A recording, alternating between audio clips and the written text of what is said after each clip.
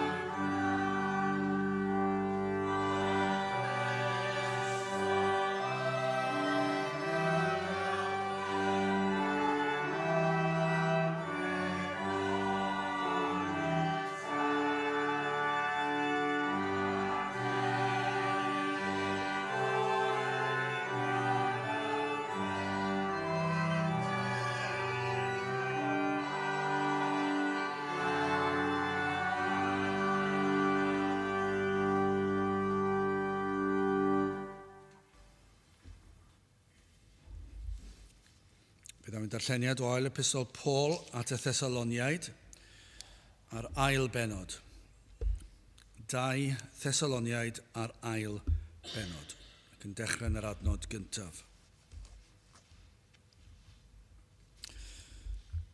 Ac yr ydym yn atolwg I chwifrodyr dyfodiad ein Arglwydd Iesu Grist a'n cydgynulliad ninnau ato ef, nach sigler yn fian, oddi wrth eich meddwl, ac nach cynhyrfer, nach anysbryd, nach an air, nach an lythyr, megis oddi wrth ni fel pe bai dydd Crist yn gyfagos. Na thwylled neb chwi mewn un modd o blegyd ni ddawr dydd hwnnw hyd oni ddel am adawiad yn gyntaf a datguddio'r dyn pechod mab y golledigaeth. Yr hwn sydd yn gwrthwynebu ac yn ymddyrchafu goriwch pob peth a elwyr yn ddiw neu a addolir hyd onyd yw e fe, megis Dyw yn eistedd yn heml Dyw ac yn ei ddangos ei hun mae Dyw ydyw. Onyd cof gennych chwi pan oeddwn ni eto gyda chwi, ddywedid ohono fy pethau hyn i chwi. Ac yr awr hon chwi a wyddwch yr hyn sydd yn atal fel y datguddiau'r ef yn ei bryd ei hun, cynnes y mae dirgelwch yr anwiredd yn gweithio eisoes, yn unig yr hwn sydd yr awr hon yn atal a etil nes ei dynnu ymaith. Ac yna datguddir yr anwir hwnnw, yr hwn a ddifetha'r arglwydd ac ysbryd ei enau, gyddylea a disgleirdeb ei ddyfodiad, sef yr hwn y mae ei ddyfodiad yn ôl gweithrediad Satan, gyda phob nerth ac arwyddion a'r rhyfeddodau gau, a phob dichell anghyfiawnder yn yr rhai cylledig, am na dderbyniasant gariad y gwirionedd fel y byddent gadwedig. Ac am hynny y denfyn Duw iddynt hwy am ryfusedd cadarn fel y credont gelwydd, fel y barner yr holl rai nid oeddent yn credu'r gwirionedd, ond yn ymfodloni mewn anghyfiawnder. Eithir na ni a ddylem ddiolch yn wastad i Dduw drosoch chwi, frodyr caredig yn yr arglwydd, o blegyd i Dduw o'r dechreuad eich ethol chwi i achawdwriaeth trwy sancteiddiad yr ysbryd a ffydd i'r gwirionedd. I'r hyn y galwodd e fe chwi trwy ein hefengil ni i feddiannu gogoniant ein harglwydd Iesu Grist.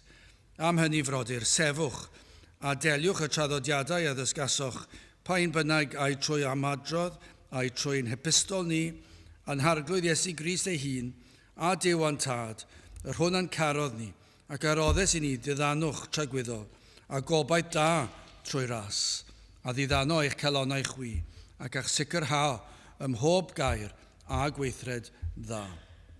A bydde bendith Duw ar ei air sancta Dduw. Gyda chi nawr droi at ein harglwydd mewn gweddi. Diolch yn i ti unwaith eto Dduw am y fraint o cael dod at ti ac yn dod trwy enw a thrwy heiddiannau dy fab a'n gwaredwr yr arglwydd Iesu Grist. Ac i ni yn diolch am y fraint i ni'n cael o'r newydd i ddod i alw arna ti ar dy ddydd ac yn gallu dod gyda'n gilydd i gyd addoli ac i gyd alw ar dy enw di. Ac i ni yn gofyn i ti o Dduw i edrych arno mewn dy drigaredd. Ac o Dduw i drigarhau mewn ffordd nad i ni wedi brofi'r blaen, i ni yn diolch i ti am y ffordd o'r wyt ti wedi dangos dy gariad ath drigaredd, dy fod yn Dduw sydd yn llawn trigaredd yn wastadol tuag ato ni, yn Dduw sydd yn hir ymaros. Mae dy mynedd gyda ni fel dy blant, y tu hwnt i'n deall ni.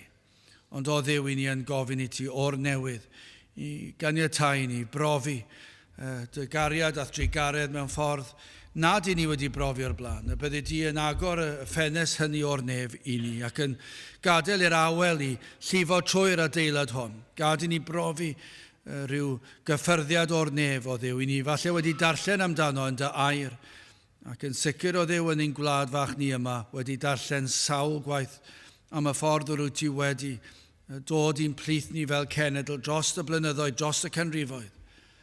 Ond o Dduw i ni yn tristau wrth i ni weld y blynyddoedd yn mynd heibio ac yr ymbellhau yn cynnyddu. A'r caledwch yn mynd mor galed o Dduw. I ni'n yn cyffesu ger dy frondi o Dduw. I ni'n gallu bod yn llawn anghrediniaeth, llawn amheuaeth o feddwl a yw yn bosib i wlad fel hon newid eto. A maddau ni am hyn. Maddau ni o Dduw nad ydyn ni yn edrych arna ti fel un sydd yn holl alluog, yn holl bwerus, o'r wyt ti yn abal i wneud yr hyn sydd yn ymddangos, yn amhosib. Ac felly o Dduw i ni yn gofyn i ti i ddod lawr un plith. Gad i ni brofi cyffyrddiad o'r nef yn ystod ein hoedfa ni yma. O Dduw i ni'n gallu meddwl am sawl lle ar hyd a lled gwledydd y byd ac efallai nifer fawr o bobl yn ymgynnull. Pobl pwysig yn pregethu ac yn y blaen. Pobl enwog, pobl sydd ag enw ar draws gwledydd y byd. Ac eto o Dduw, i ni'n gweld ein hoedfa fach ni yma ac yn gofyn i ti i fod yn bresennol yn ein plith ni. O Dduw, mae bach ein nifer. Ac o Dduw, efallai nad yw'r mwyafrif o bobl yn y wlad yn gwybod fod yr oedfa yn digwydd. I ni'n galw arna ti i fod yma yn ein plith. Gad i'n calonau i lamu oddi fewn. Gad i ni teimlo'r cynhesrwydd hynny yn llosgu yn ein calonau ni. Gad i ni teimlo rhyw lawenydd a heddwch na wyr y byd amdano. Gad i ni wybod beth yw dy addoli di, i ddiolch i ti am yr efengil sanctaidd. Gad i ni deimlo'r ysbryd glân a'r waith yn rymus yn ein plith ni. O Dduw, i ni yn Gofyn I ti weithio ynom ni yn y ffordd rwy ti'n gweld yn iawn. Gad I ni brofi dy bresenoldeb yn y ffordd rwy ti yn gweld yn iawn. I ni ddim yn gofyn am ryw brofiadau mae'r byd yn galw amdano. I ni'n gofyn o Dduw I ti I weithio yn y ffordd sydd yn gywir ac yn iawn, yn y ffordd rwy ti am weithio yn ein bywydau ni. Ac yn gofyn o Dduw y bydde di'n helpu ni I fod yn barod ac I ildio I dy sofraniaeth di. Tyrd o Dduw, gwna ni y beth dylsyn ni fod. Helpa ni I da addoli di yn y modd y dylsyn ni da addoli. A gad I ni deimlo y dy law di ar waith yma yn ein plith. Gad I bob un ohono ni beth bynnag i'n cyflwr I fedru tystio i'r ffaith dy fod ti yma yn ein plith a thrwy gydol y dydd. Tyrd felly o Dduw, diogela ni rhag yr un drwg, cadw ar un drwg I ffwrdd o Dduw. Gad I ni I wybod dy fod ti yma nawr gyda ni yn ein canu, yn ein gweddiau, yn ein gwrandawiad, yn y cyhoeddi o'r ffordd iachawdwriaeth, y byddi di yma. Bendithia diogela ni nawr, I ni'n gofyn hyn oll trwy enw ac heiddiant ein harglwydd Iesu Grist. Amen.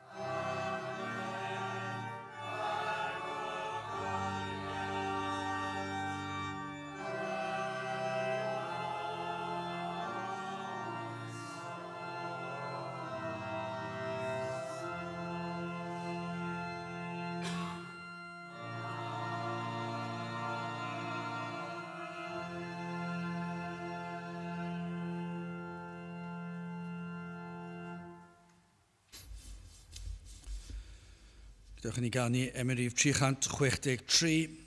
Wel, dyma'r eiddil, dyma'r gwan yn gryddfan wrth y draed. Ti hwnt I obaith am gael byw, ond trwy dy ddwyfol waed. 363 gan I sefyll i'w chanu.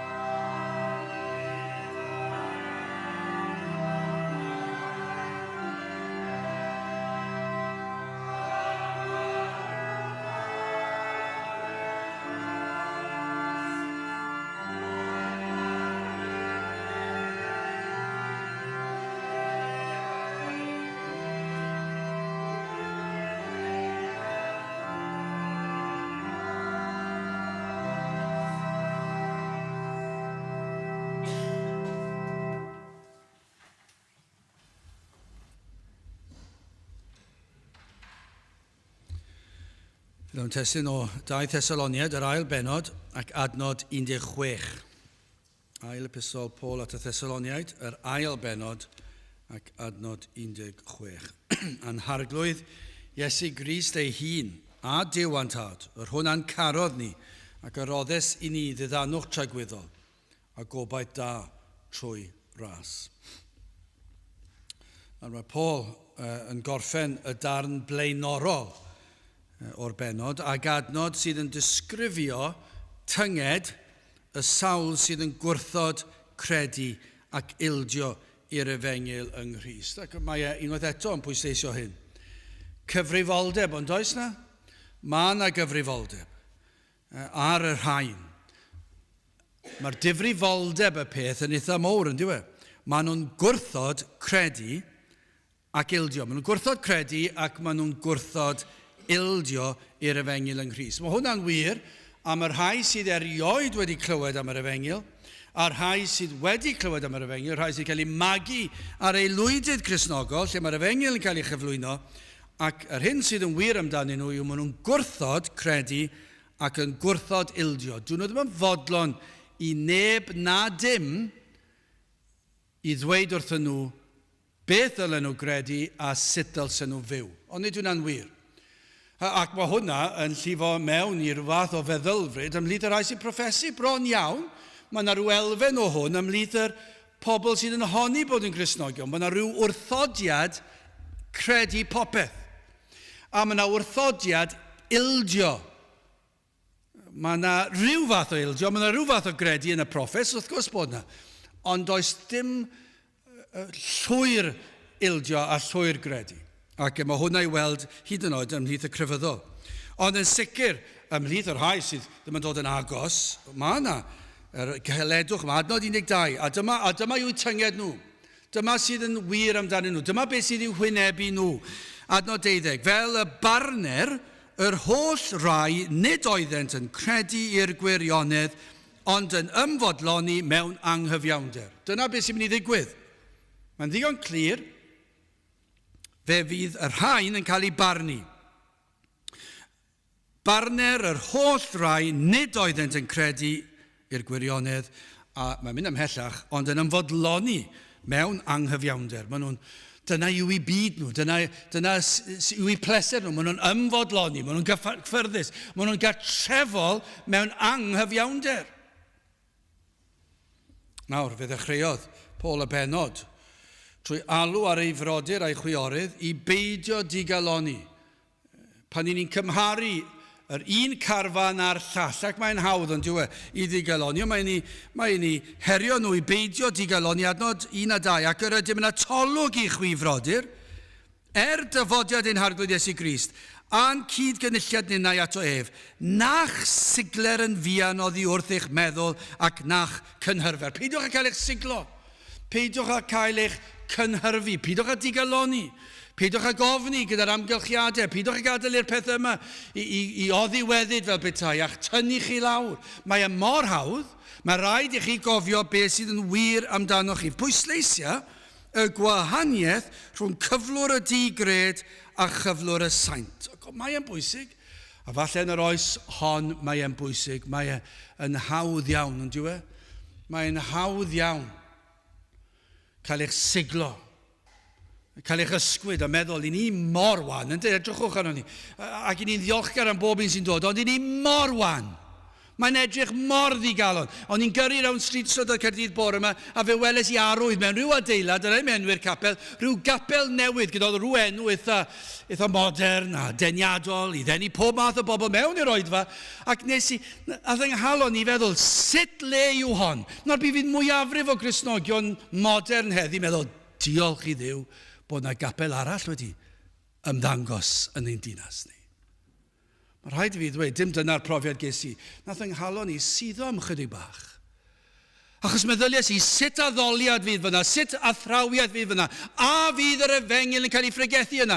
Ac yn ôl beth i ni'n gweld heddiw, na fydd yn y mwyafrif o llefydd, bydd na lawer o lefydd, na fydd yn ffyddlon, ond y peth mwyaf poblogaidd, hyd yn oed i pobl diwygiedig yn yr cyffiniau Cristnogol. Byddwn dweud, mae'r rhaid i ni fod yn fwy positif am y peth.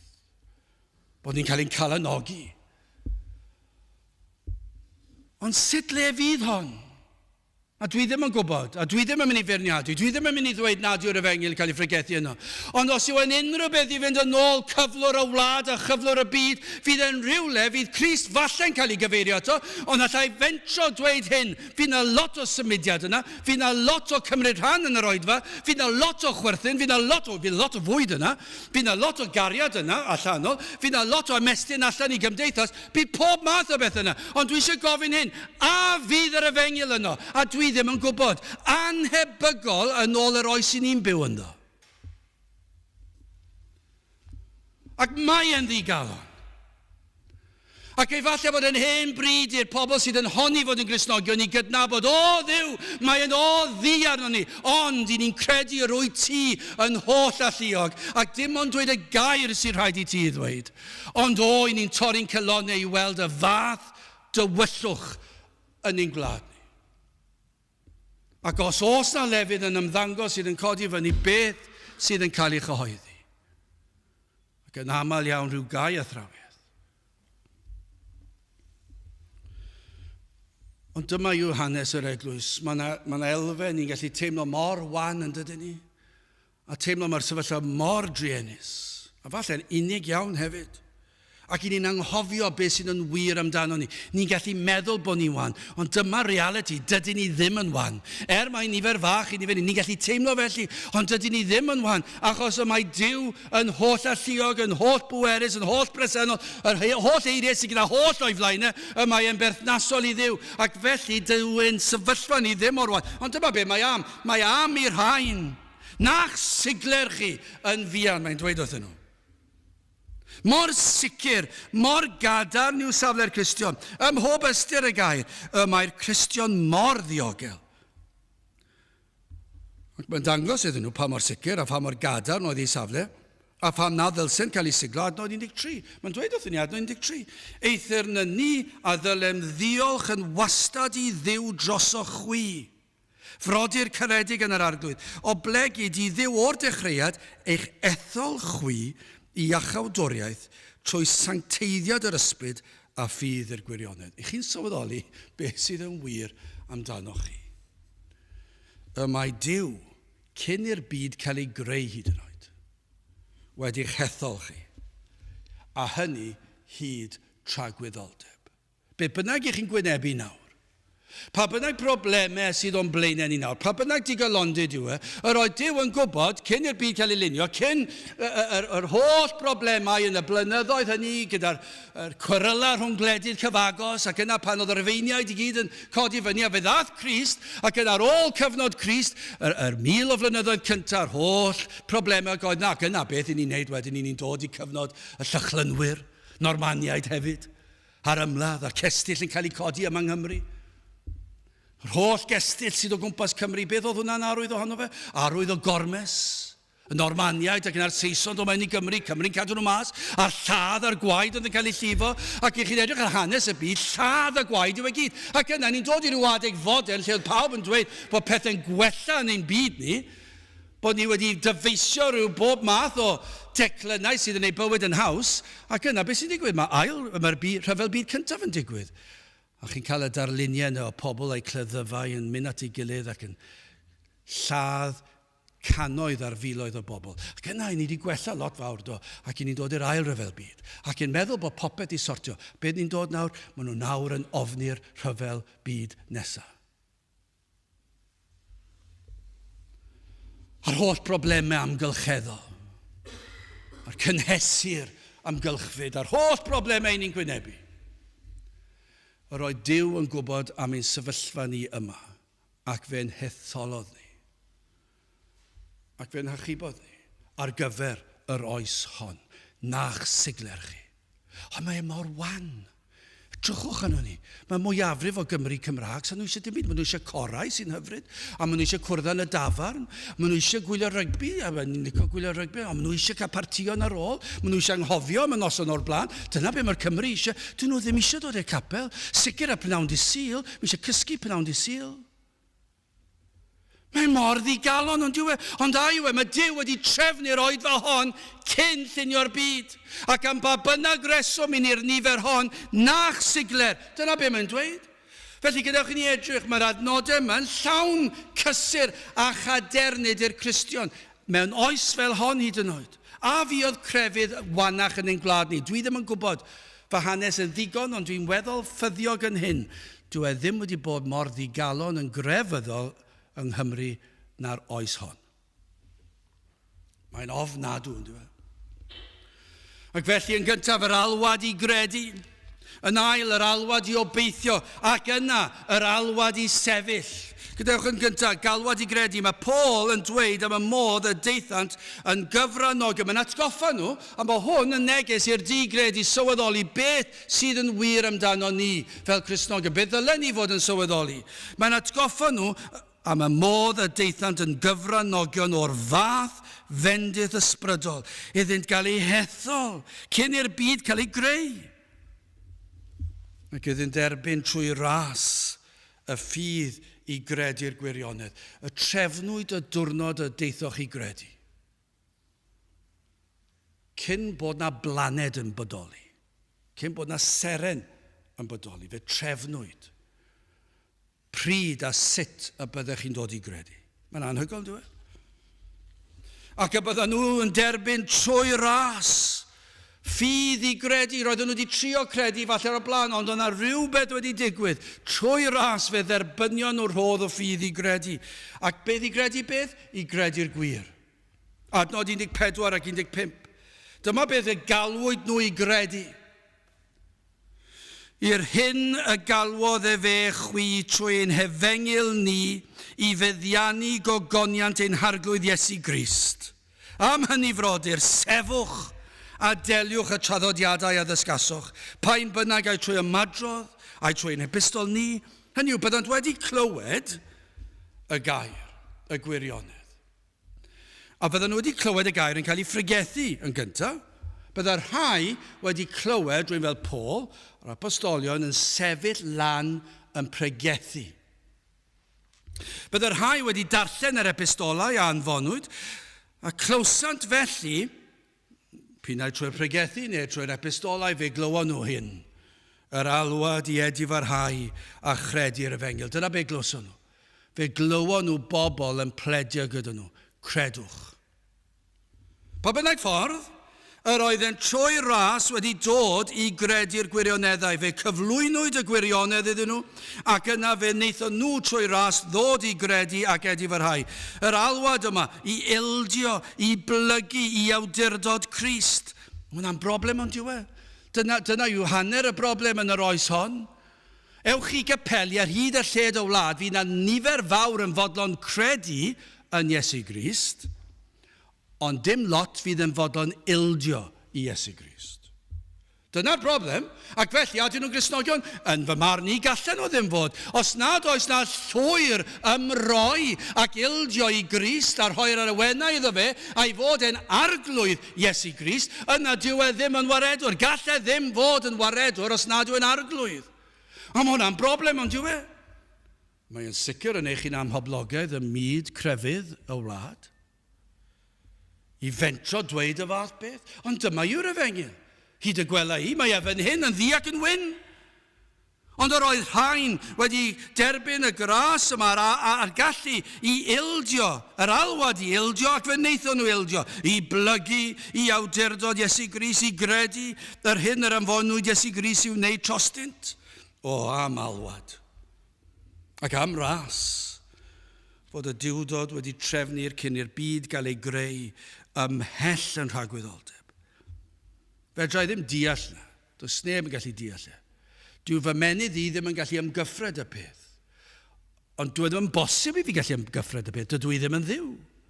Ac felly mae gair Duw yn dweud wrthyn ni mai dyma yw. Felly mae'n rhywbeth i blygu lawr ac addoli cyn i'r byd cael ei greu ymhell yn rhagwyddoldeb, cyn i bechod dod mewn i'r byd, fe drefnod Duw ffordd i fy achub i o fy mhechod. Mae'n anhygoel yn diwedd. Fydd yr rhai'n dweud gallen ni ddim fod, ac felly dwi ddim yn credu'r Beibl. A ble maen nhw'n sefyll, dwi ddim yn gwybod. Achos mae'r gair yn ddigon clir am hyn. Cyn i'r byd cael ei lunio, fe drefnod Duw. Dyma sy'n gwneud safle'r Cristion mor bendant. I Dduw wybod amdana fi, achos iddo fe ngharu fi gymaint, cyn i'r byd cael ei lunio, cyn yr ail ryfel byd, cyn yr ryfel byd gyntaf, cyn i'r Normaniaid a'r Llychlynwyr lanio ar y tiroedd ein gwlad fach ni fan hyn, cyn i Dewi Sant fod yma, cyn ewch yn ôl, ymhell, yn ôl, yr oedd Duw wedi trefnu y ffordd y byddwn ni'n dod i gredu. Wel, am gydernid. Mae hwnna'n anhygol. Ac dath yr alwad i gredu. I gredu iddo drefnu ffordd i rywun fel fi, pechadur, a fyddai yn ei gysau, a fyddai yn ei wrthod, a fydd na wrthryfel wrth tyfu fyny yn blentyn, a balchder o tyfu fyny yn blentyn, iddo dangos, iddo drefnu ffordd y bydd pechadur fel fi yn ymateb iddo fe. Yr oedd wedi trefnu ffordd y byddai gelynion iddo yn gallu dod yn blant iddo. Y byddai'n darparu ffordd i ddod yn blant i'r holl alluog, y byddai'n yn derbyn maddeuant am ei pechodau a heddwch a Duw. Dyma'r alwad i gredu fod Duw wedi trefnu ffordd i chi derbyn maddeuant pechodau. Am ras, iddo ddefnyddio dynion i alw ar y neidiau i gredu. Achos cafodd Paul y fraint o bledio ag eneidiau i gredu. Dyna chi fraint gafodd Paul. Ac fe bregethodd e. Ac fe blediodd e gyda phobl i gredu. A dyna'n braint ni yma heddi. I bledio gyda pobl, i ddweud wrthoch chi, mae rhaid i chi gredu, pwy bynnag i chi. Fydda'r rhai yn dweud, wel, chi methu gofyn i'r rhai sy'n heb i hethol i gredu, dwi'n gwybod o ble maen nhw wedi cael y fath syniad a hyn, ond mae'r gair Duw yn dweud wrthyn ni, i bledio dych chi, deffrwch, gofynnwch y cwestiwn, a ydych chi wedi gweld yr hyn a wnaeth Crist drostoch chi? A ydych chi wedi ildio iddo fe? A ydych chi wedi gweld bod Iesu Grist wedi byw y bywyd perffaith yn eich lle chi? Ac wedi marw ar y groes fel cosb am eich pechoch chi? Ac os ydych chi, a ydych chi'n pwyso arno fe? Achos os nad ydych chi, mae rhaid i chi. Ddim yn gofyn i chi pa fagwraeth gafoch chi. Ddim yn gofyn i chi os chi wedi mynd a chi wedi cael eich magu ar aelwyd Cristnogol a wedi dysgu adnodau ac wedi dysgu beth yw Cristion ac yn gallu ysgrifennu treithawd hir ar beth yw Cristion. Ddim yn gofyn hynny. Ni'n gofyn hyn i chi, a yw eich enaid yn pwyso ar Grist ac yn ymddiried ei fod e wedi maddau i chi. Dyna'r cwestiwn a dyna'r pledio. Y galwad arnoch chi gredu hwnna. Mae'n oes dywyll yn diwedd. Ac mae e wir yn anodd dychmygu niferoedd yn dod allan o'r byd a chredu. Mae e wir yn anodd dychmygu. Achos mor dyn yw gafael pechod ar enau dyn. Mor gyffredin yw anghrediniaeth. Ond wrth ddarllen y geiriau yma, i ni'n gweld nerth yr efengil, ei fod wedi ei sylfaenu ar gadernid etholedigaeth. I'r arglwydd drefnu ffordd a chawdwriaeth cyn amser. Iddo wybod am ein cyflwrtiennus ni yn bersonol, ein pechodau ni, ein anghrediniaeth ni, ein gwrthodiad ni gredu, ac eto iddo drefnu yr alwad i ddod atom i gredu ac i edifarhau. Dyna i chi fawredd yr efengil bod wedi trefnu hyd yn oed yn yr oes hon fod na rai dal i alw arnoch chi i gredu. Am ras, ac mae'r gras yma yn anorchfygol. Gras sydd yn denu'r enaid at droed y groes. Ac am weld yr ysbryd lan ar waith eto yn ein dyddiau ni, yn agor llygad yn eidiau i weld ei hangen, i arwain yn eidiau i weld yr hyn a wnaeth Iesu Grist drosdynt, i ddangos iddynt nad oes gobaith i'w heneidiau, oni bai am fywyd ac am marwolaeth ac am atgyfodiad Iesu Grist, am alwad, i dderbyn holl freintiau iachawdwriaeth. Dyna beth i ni'n neud. Dyna'r alwad. Mae rhaid i chi gredu. Pidwch â gwastraffu amser gyda pethau eraill. Mae mor rhwydd yn diwedd i ni i rando ar y newyddion a i feddwl am holl broblemau cymdeithas. Mae e mor syml. Pidwch â gwastraffu amser ar y pethau yna.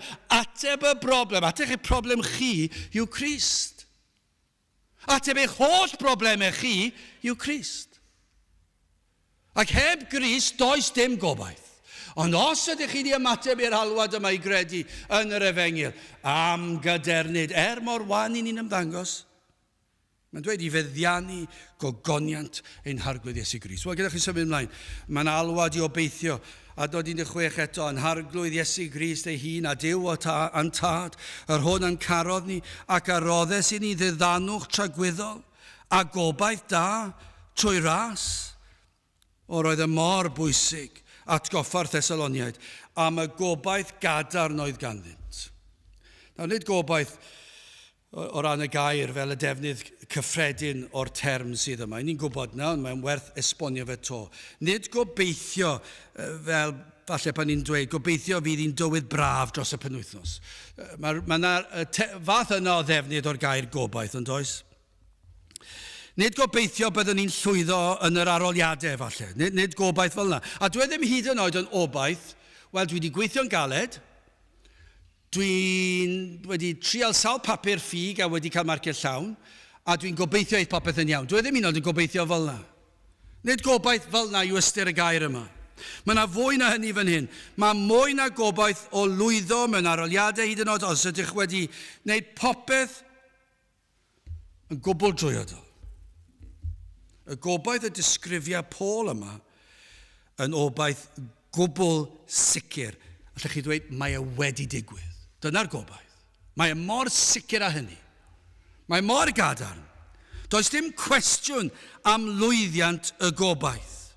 Does dim amheuaeth yma, does dim amodau yma nghlwm ar gobaith, a hyn oll ar sail yr un sydd wedi darparu'r gobaith. Dyna beth sydd yn neud mor anhygoel. Mae'r gobaith yma yn gwbl seiliedig ar yr un sydd yn rhoid y gobaith. A mae yna gysur yn hynny. Wrth I ni edrych yn ôl ac wrth I ni edrych ymlaen. Dyma beth mae Paul eisiau i'r rhain I sylweddoli. Mae'n edrych yn ddi, ond neu falle bod chi'n poeni am bethau, neu I chi'n ofni am y dyfodol, I chi'n ofni am y gorffennol, chi'n ofni am y presennol. Beth bynnag oedd yr amgylchiadau, ni'n gallu dweud hyn, yr un amgylchiadau ni'n gallu meddwl am y dyfodol, am y gorffennol, nawr, beth sy'n mynd I ddigwydd, yr holl beth yma, am ein gwendid ni, am y problemau ni'n gwynebu, am y gwrthwynebiad sydd yna, a'r holl bethau felly, pa obaith sydd yna, ond mae'n gobaith ni mor sicr. Mae yna fath gysur yma. Achos tu ôl y gobaith yw hwn a'n harglwydd Iesu Grist ei hun, a Duw, a'n tad, yr hwn yn carodd ni, ac aroddes I ni ddiddanwch tragwyddol, a gobaith da trwy ras. Mae mor gadarn, gan mae'r arglwydd Iesu Grist sydd yn rhoi y bendithion yma I ni. Nid yn unig yr arglwydd trwy y greadigedd, ond hefyd trwy prynedigaeth. Iesu Grist yw ein gwaredwr ni. Sydd wedi darparu'r hyn oll sydd yn angenrheidiol am ein gobaith sicr o fywyd tragwyddol. Os I ni ar wely angau, mae yna fath obaith gyda ni. Os I ni'n sal ac I ni'n teimlo'r corff yn gwanhau, ac efallai bydd yna rhyw fath o bryderon yn dod ac yna'n sydyn efallai daw rhywun a darllen yr ysgrythur ac yna mae'r gobaith yn llifo trwyddo. Mae'r gobaith yna. A beth yw'r gobaith? Mae'n sicr, mae Iesu Grist yn pwyso'r Grist. Dwi ddim yn pwyso ar ddim neb arall, dwi ddim yn pwyso ar ffaith fy mod i'n pwy ydw I, neu pwy oedd fy nheulu fi, neu ba gapel es I, neu o'n I wedi darllen y Beibl cwpl o weithiau bob wythnos, neu mynd i'r cwrgweddi hyd yn oed. Dwi ddim yn pwyso ar hwnna, dwi ddim yn pwyso ar I fi yn yr ysgol Sul, neu falle'n dysgu yn yr ysgol Sul, neu falle pregethu hyd yn oed. Na, mae'n gobaith sicr ni ar fywyd, o fywyd tragwyddol, ar yr arglwydd Iesu Grist. Yw ein proffwyd ni, yw ein brenin ni, yw ein hoffeiriad ni, yw pen o bob un o'r rhain. Fe yw'r prif o'r proffwydi, fe yw'r prif o'r brenhinoedd, fe yw'r un fwyaf pwysig o'r offeiriad, fe yw'r arch offeiriad, fe yw'r un, yw yr aberth. Mae yn bopeth I ni, ar sail fe mae yna obaith yma. Nid croesi bysedd, nid galwch rhywun mewn, galwch y gweinidog. Dewch yn gloi, mae angen I rywun I weddio drostai. Ac I wneud arwydd y groes, cyffwr pren, ac atgoffa fi, ti wedi bod yn berson neis, ti wedi bod yn berson da. Dwi'n na ddim cysur I neb, nag yw. Dwi ddim eisiau neb I ddweud wrtha I ar wely angau, ond oedd ti'n berson neis, o ti'n berson crefyddol, o pawb yn hoffi ti. neu ddim, be bynnag yw'r sefyllfa. Dyw hwnna ddim cysur nag yw. Yr cwestiwn yw, pa gobaith sydd gen i, pa beth sy'n dod â cysur i fenau di. Ac mae fy holl obaith ar y brenin o'r brenhinoedd, y proffwyd o'r proffwydi, yr arch o ffeiriau. Fe yw'r aber, fe yw'r rheswm am y gobaith. Ond hefyd, am obaith gadarn, gan mae Duw y Tad hefyd sydd wedi darparu'r fendydd hon. Ef sydd wedi'n dewis. Ef sydd yn ein mabwysiadu. Duw y Tad anfonodd ei fab i ddod i gyflawni'r hyn oll oedd yn angenrheidiol. Duw y mab a ddaeth yn ifydd i gyflawni'r cyfan. Os yw hwnna'n wir, os nad yw hwnna'n wir, beth sydd yn ei? Os nad yw hwnna'n wir, yna i ddweud y gwir, beth sydd yn yw crefydd. Ac wedyn, os mae dyna sy'n wir, os nad yw beth dwi newydd ysgrifio nawr yn wir, yna beth ni hefyd yn gwybod felly yw fod crefyddau'r byd yn falle yw y llwybr i ddilyn. Achos falle gwell i chi trio mynd i'r capel mor aml ag y gallwch chi. Falle well i chi fynd ar bere'r undodau. Falle well i chi ddweud hyn a hyn o weddiau pob dydd. Falle well i chi fynd allan y tre helpu gymaint o bobl ag y gallwch chi. Achos os yw mae lot o waith ych chi'n neud. Mae andros o lot o waith ych chi'n neud. Mae angen i chi ddarllen bob llyfr sanctaidd sydd yn bodoli. Mae angen i chi fynd o gwmpas y byd i gyd a neu pob math o weithgareddau, achos mae andros o bwysau arnoch chi i drio gwella chi hunan, i drio blesio pwy bynnag yw e. Achos i chi'n byw yn y cymylau, achos does dim sicrwydd, does dim unrhyw addewidion gyda chi bwyso yno, felly mae rhaid i chi trial popeth, mae rhaid i chi trial meddwl mae popeth yn iawn, yn y gobaith, falle yn y diwedd, falle croesi bysedd, cyffwrdd pren, fe fydd rhywbeth yn helpu fi yn y diwedd. Mae e'n sefyllfa brawychus yn diwedd. Ond dim dyna'n sefyllfa ni. Mae'n sefyllfa ni. Mae'n gobaith ni ar y ffaith i Dduw ein hethol ni cyn llunio'r byd. Mae'n gobaith ni ar y ffaith i Dduw y Tad anfon i fab. Ac i Dduw y mab ddod i'r byd yma cyflawni'r hyn oll am wnaeth. Ac atgyfodi ar y trydydd dydd. Ac esgyn i'r nef lle mae'n eiriol dros ni nawr. A'r holl addewidion yma. Ac ar sail hwnna i gyd, ar sail yr holl efengil, mae gobaith sicr y Cristion. Nid oes dim byd yn mynd i tynnu ni o, does dim damnedigedd i'r rhai sydd yng Nghrist. Pan i ni'n pwyso'r Grist, pan i ni wedi derbyn yr rhodd o ffydd i bwyso'r Grist, does dim byd yn mynd i newid hwnna, i ni'n gadwedig am byth, i ni'n saff yng Nghrist am byth. Am gysur, sut allwn ni symsanu? Ac ar roddau sy'n ni ddiddanwch tragwyddol a gobaith da trwy ras. Am air yw tragwyddol. Trefnwyd hyn i gyd cyn amser ac mae yn para hyd tragwyddoldeb, tu fas i amser. Mae gennych chi'r amser yn y canol, os mae dyna'r ffordd gorau i ddisgrifio fe, fe drefnwyd iachawdwriaeth i ni'n bersonol cyn i amser fod. Ac mae'n mynd i bara tu hwnt i amser, hyd tragwyddoldeb. Dyna chi fawredd. Dyna chi fawredd y cysur a'r gobaith. Nid oes dim all ymyrryd â hyn. Ni all ddim byd newid y sefyllfa. Nad ydyn ni falle'n teimlo'r cysur a'r gobaith yma drwy'r amser, mae hwnna'n wir, falle'n gallu dod i oedfa. Ac yn meddwl mai bach fydd e'n nifer. A falle bod ni'n teimlo'r cysur, falle bod ni'n mynd i ganol y byd, ac yn teimlo'r unigrwydd. Falle ar ddydd Gwener yn gweld pawb yn mynd allan ac yn mwynhau pleserau'r byd a'r meddwi a'r holl beth yna. Ac i chi fyna fel beth bach od ddim yn ymuno gyda nhw. Falle am eiliad yn teimlo yn unig ac yn wan. Ond yna atgoffwch eich hunan am beth sydd yn wir. Atgoffwch eich hunan am eich safle cyn i'r byd cael ei lunio. Y trefnwyd yr arglwydd a byddwch chi'n dod yn blentyn iddo fe. Chi'n derbyn y gobaith yma sydd yng Nghrist Iesu. Y gobaith sicr o fywyd tragwyddol, y cysur, y daw dydd pan y golchir pob deigryn i ffwrdd. Ac na fydd tristwch byth eto. Am obaith, am sicrwydd. A fe ddaw y cyfan o ffynhonell cariad Duw. Dyna pa mae y mor bendant. Dyna pam does dim cwestiynu yma. Mae Duw yn berffaith a mae gariad yn berffaith. A does dim byd yn gallu bod yn wahanol am hyn. Dwi ddim yn gallu newid I feddwl. Fydd e ddim yn newid I feddwl ar gweld sut dwi'n troi allan. Dwi ddim yn mynd I cael ei siomau. Fydd e'n cael ei siomau yno fi yn sicr. Ond dwi ddim yn mynd I newid I feddwl oherwydd y ffordd dwi'n byw. Os yng Nghrist, I ni yng Nghrist am byth. Mae yna obaith sicr yn does. Felly mae yna alwad yma I gredu. Yn sicr mae yna alwad arnoch chi I gredu. Mae yna alwad arno ni obeithio, gobeithiwch. Dim y gobaith croesi bysedd, ond y gobaith sicr yma. Mae yna ddydd yn dod. Falle bod yn agos, falle bod yn bell. Ni ddim yn gwybod. Ond mae yn dod, a mae yn obaith sicr. Wel, yn olaf yn drydydd, yr alwad I sefyll. Ond nid dyma yw'r broblem. Falle dyma beth oedd yn faich ar Paul. Newch chi sefyll. Adnod 15 yn gyntaf. Am hynny frodyr sefwch. A deliwch y traddodiadau a ddysgaswch pa'n bynnag a'i trwy ymadroedd a'i trwy ein hepistol ni.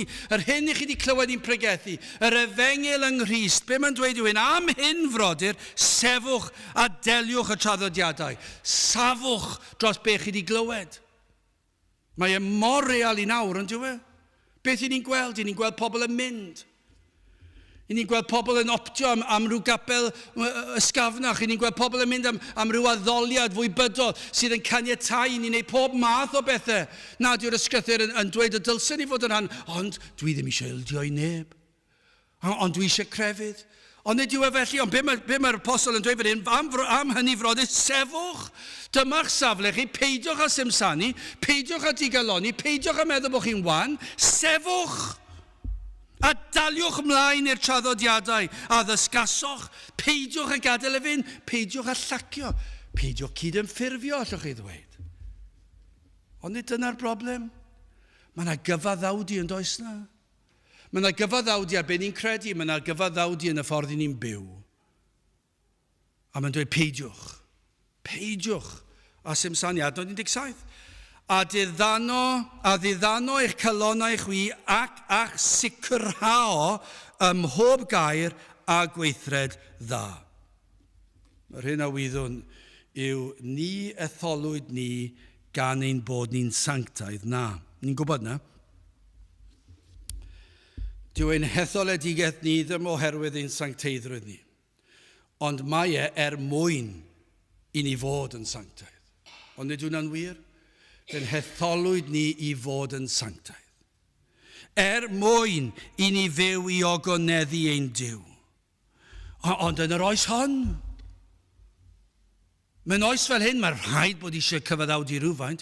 Mae rhaid I ni eisiau dyfrio lawr y neges rhywfaint, achos dyn nhw ddim yn gyfarwydd â neges fel hon. Dyw pobl ddim yn gyfarwydd â pregethu yn yr oes hon. O'ch chi'n sylweddoli na? Dyw pobl ddim yn gyfarwydd â pregethu yn yr oes hon. Dyn nhw ddim yn licio pobl yn codi llais atyn nhw. Ac felly, beth am I ni gyfaddawdi ar hynny? Beth am I ni beidio pregethu? Beth am I ni roi stori iddyn nhw? Beth am I ni roi darlith iddyn nhw? Beth am I ni cael trafodaeth? Beth am I ni cael sgwrs? Beth am I ni cael drama fach? Beth am I ni cael band? A maen nhw'n dweud yr holl beth yna. Ond mae'n dweud hyn, peidiwch â cyfaddawdi, peidiwch â simsanu, peidiwch â digaloni, sefwch dros y gwirioneddau yma, sefwch dros nerth yr efengil, sefwch dros pŵer yr efengil. Dyfal barhewch. Ein pwrpas ni yw I ogoneddu Duw. Rhaid I ffydd a sancteiddrwydd fynd llaw yn llaw. Mae'r cyfan o ras, ond y cyfan yn cael ei brofi pan gweli'r bywyd ysbrydol yn yr enaid. Pan gweli'r sancteiddrwydd, prawf fod hedyn o fywyd wedi ei blannu gan yr ysbryd glân yn yr enaid. Pan weli'r prawf o'r ail enedigaeth, fe welir hyn oll pan fod y Cristion yn byw wrth lynu i'r efengil I Grist. Mae e'n glynu wrtho fe, mae e'n sefyll wrtho fe, mae e'n dal yn dyn wrtho fe. Mae'n golygu popeth iddo fe. Mae e am sefyll a dal yn dyn at y traddodiadau a ddysgodd. Dyna'r Cristion I chi.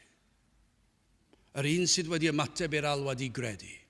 Yr un sydd wedi ymateb i'r alwad I obeithio yng Nghrist, fe yw fy ngobaith I. A nawr mae'n ymateb i'r alwad i sefyll. Peidiwch, i ni'n teimlo fel droi dro. Ond peidiwch, mae'n alwad fan hyn i sefyll. Sefwch dros y traddodiadau a ddysgwyd i chi adnod 15. Am hynny frodyr, sefwch a deliwch y traddodiadau a ddysgaswch. Pa'n bynnag a'i trwy ymadrodd a'i trwy yn epistol ni. Am alwad i sefyll, peidiwch a chael eich dylanwadu, eich temtio i dderbyn y thrawiaeth sydd yn ffals i ddechrau. Sefwch dros y gwirionedd, glynwch wrtho. Mae yna elfen fan hyn yn y benod hon, yr angen am sefydlogrwydd. Hynny yw, peidiwch a symud o un lle i'r llall. Peidiwch a symud o un safbwynt i'r llall. Ond nid yw hyn a ddywed Paul wrth yr Effesiaid yn addas yma. Effesiaid 4, adnod 14. Fel na byddom mwyach yn blantos, yn bwhwman, ac yn ein cilch arwain a phob awel dysgeidiaeth, trwy hoced dynion, trwy gyfrwystra i gynllwyn i dwyllo. Peidiwch o fod fel plantos. Wel, dwi'n credu fod y rhybydd na wedi hen fynd yn diwe. Mae fel petai ein hoes ni wedi mynd yn waith na rhyw blantos bach. Wedi'n harwain a phob awel dysgeidiaeth ac addoliad. Be sydd wedi digwydd i addoliad? Mae wedi hen fynd ond diwe. Be sydd wedi digwydd i dysgeidiaeth? Mae wedi i ddyfrio lawr. Be sydd wedi digwydd i ymwahaniad o'r byd a sancteiddrwydd mewn bywyd? Mae wedi addasu, mae wedi cydymffurfio. Ond nid yw e, mae hwnna'n wir am bob man yn ein glafach ni fan hyn. Gymaint o angen sydd ar gyfer hyn, yr alwad i ni wybod be ni'n credu, i wybod yr hyn o dywed gair Duw, ydyn ni'n gwybod beth yw'r efengyl. I beidio cael ein temtio i ddyfeisio thrawiaeth sydd yn ein siwtio ni, sydd yn caniatáu ni gredu a byw fel y mynwn. Adnod 17. A ddiddanw eich calonnau chwi ac a'ch sicrhaw ym mhob gair a gweithred dda. Nid yn unig i fod yn sicr ein safle o ran ein hathrawiaeth ei fod yn gywir, ond bod ein bywydau yn sicr. Heb cydymffurfio. Nad oes newid safle oherwydd ein hamgylchiadau. Faint ohono ni sy'n euog o hynny. Ond nid oes na gymaint dros y blynyddoedd sydd ddim o'r gadar neu tystiolaeth heddi. Efallai fel gallu siarad fel rhiant o'r temtasiynau fel rhiant wrth i blant tyfu, y pwysau fel rhieni, partion ar y sil, rhyw gyngherddau ymlaen lle chi'n gwybod oedd y beth amheus yn digwydd, ond oedd e'n costio, oedd e'n costio i ddweud na, a chi'n gwybod bydden nhw'n goffa talu'r pris, hefyd roedd yr unigrwydd, falle pobl i hwylio am eu penw, ac felly oedd e falle'n hawdd iawn i gyd yn ffurfio rhywfaint.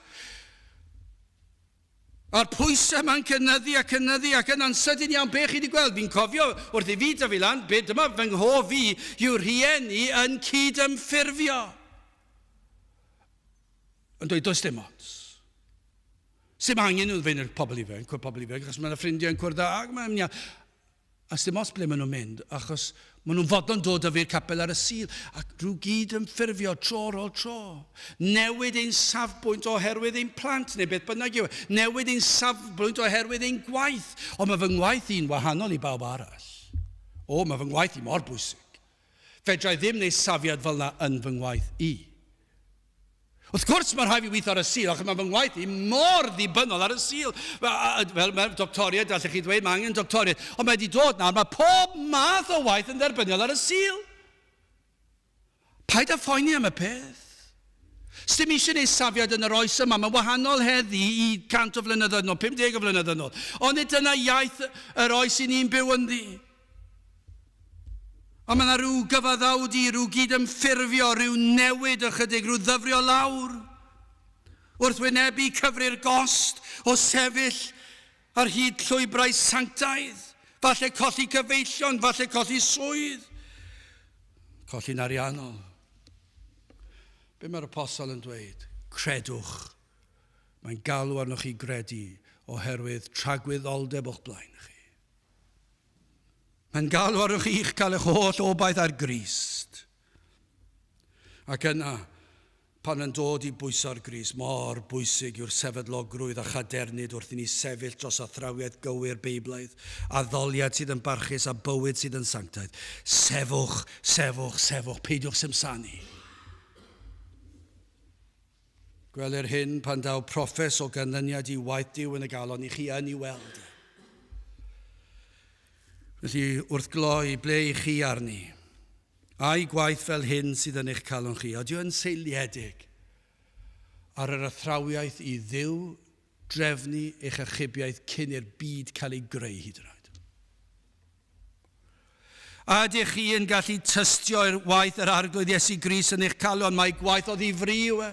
Ydych chi'n gallu dweud fe ddigwyddodd rhywbeth tu hwnt I fi, ond fe ddath yr arglwydd ac agosau atai, ac fe agorodd fy llygaid fy henaid, fe ddangosodd I mi fy mhechod, fe deimles I fy mhechod, fe deimles I'r gwacter, fe deimles I ofn y bedd, ond yna trwy ras fe glywes I am Grist.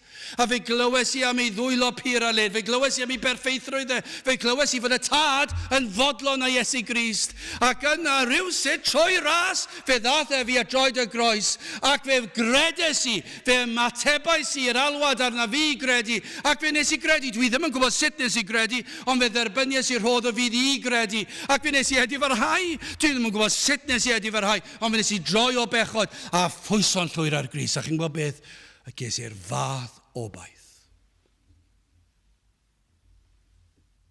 Os felly, am safle o gydernid a sicrwydd, achos fydd y gwaith yna yn para hi tragwyddoldeb, ac ni bydd diwedd ar hyn. Mor sicr yw e. Ac felly peidiwch a simsanu, peidiwch a siglo, nach sigler yn fuan. Oddi wrth eich meddwl ac nach cynhyrfa. Peidiwch ag ysgwyd. Sefwch a deliwch y traddodiadau a ddysgasoch. Gwnewch yn siŵr bod chi'n pwyso yn llwyr ar Iesu Grist. Gadewch I ni weddio.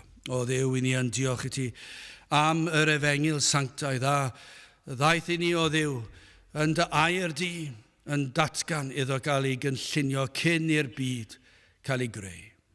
Ac fe fydd yn para hyd tragwyddoldeb. O Dduw, tyrd a geneidiau droed y groes a'r gallu I bwyso ac I gredu, I dderbyn yr hodd o ffydd I ymddiried yn yr arglwydd Iesu Grist. Tyrd i'n plith, I ni'n gofyn hyn oll trwy enw ac heiddiant yn arglwydd Iesu Grist. Amen.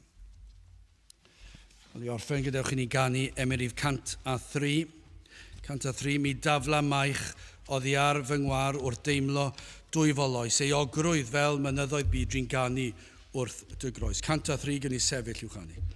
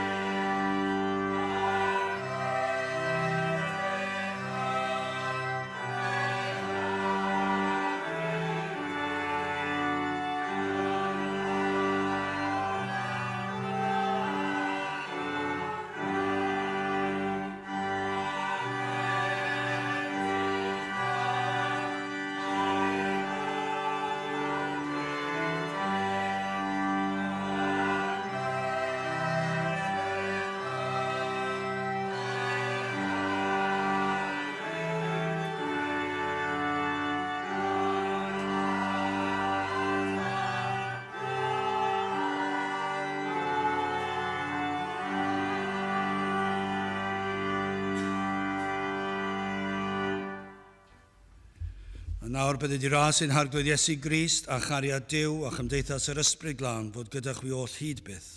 Amen.